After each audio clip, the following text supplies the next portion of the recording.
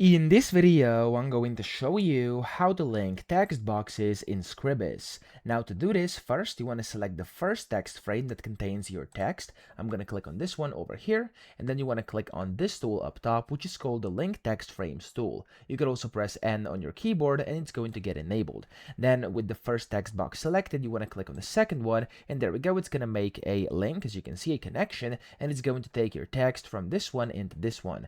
Now you could also go over here and, for example, click this again, and it's going to connect this one again, and then again and again, and like this. And of course you can do whatever you want in here, and as you can see, whichever one I click in, it's going to start typing in the first one because they're connected. So if I click in here and type in, for example, thanks for watching, it's going to automatically flow into that one. Okay, of course you could also go and make connections in the other directions as well. So as you can see, you have to unlink it before making changes. So to unlink it, you have to use this tool up top, which is the unlink tool. So it's going to be the same process as earlier. You simply want to click on it, and then you can unlink it like that. So if I click on the first one, click on the unlink, and then click on the second one, there we go, it's going to unlink. I click on this one and then unlink, and this one, and it's going to unlink as well. And that's how you can do it. Okay, so that's how to link text boxes in Scribus. I hope this video helped you out. If it did, please subscribe to the channel and help me out as well.